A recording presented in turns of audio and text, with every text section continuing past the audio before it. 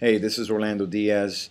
Some of you might have read my email last night about some possums killing my parrot here on my back terrace. Just wanted to, cut this video and just kind of share with you what happened last night. It was kind of intense and saddened. I mean, we lost a family member. He was an African gray parrot. He was 9 years old, and he was slaughtered to death by some possums. And I just kind of wanted to share that with you because it was quite personal, and I was pretty upset and actually enraged. So behind me, you actually see a cage. It's empty. It used to be the home of my parrot. His name was Papo. I'll show it to you so you can, you can see how it is. This was, he had a small cage. He was a small bird, as you can see. There's feathers. If you know anything about an African gray, they have gray feathers, and then they have a red tail-tipped tail, and you can see that there's a lot of feathers, broken off, and there was a big struggle, and I pretty much ended up waking up at the middle of the night, hearing a loud noise, but when I got here, it was just too late. I want to show you basically, this is actually a bag where I'm not going to open it, but there's one of us, the female, that we killed. My father and I ended up actually, we spent until about 3:30 in the morning trying to hunt down the possum because I was just enraged. I was just upset because we've had this animal for many years, and I woke up my parents because I heard the animal.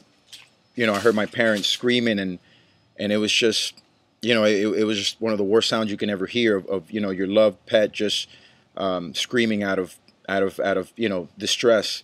So anyway, we pretty much were staking out last night looking for the two possums, and as you can see by our yard, we've got a lot of vegetation.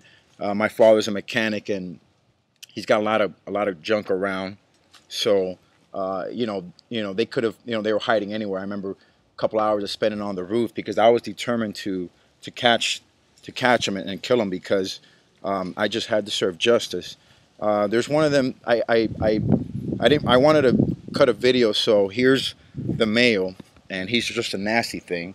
As you can see, he's pretty big, and he's a nasty little critter, and I personally killed him myself. I pretty much beat him with a large PVC pipe, and I just beat him to death. And I was just extremely upset, and it was just very personal to me. I wasn't very close to him, but my dad was. He played with him almost every day, and he'd take him inside the house, and we keep him in the porch.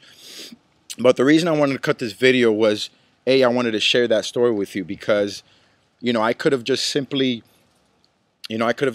let these two possums just kill my parrot, and I could have just said that's just part of nature. I could have went to bed, but I just could not live with the fact that these two possums were going to run around and just keep scavenging, just keep hunting other little critters down and possibly kill somebody's loved pet, and I just couldn't live with that. And I just was determined that I wasn't going to go to bed, and I was going to see the daylight of the next day without seeking justice. So I was determined, and we were able to hunt these possums down, and it took a lot of hours. I'm pretty scratched up. I mean, I don't know if you can see. Let me come here with the there's I got scratches all over me, and it's minor stuff, but you see, last night I did whatever it took to get the job done. These possums were running around. We had to pretty much hide in between all this vegetation and all these shrubs and all this stuff back here. I mean, we had to get up inside of this stuff and hunt this little critter down. And the only reason we did that was because I was determined to make it happen. I was not going to go to sleep, and I was not going to wake up in the morning knowing that we couldn't catch, these two possums that killed my poor parrot. Okay.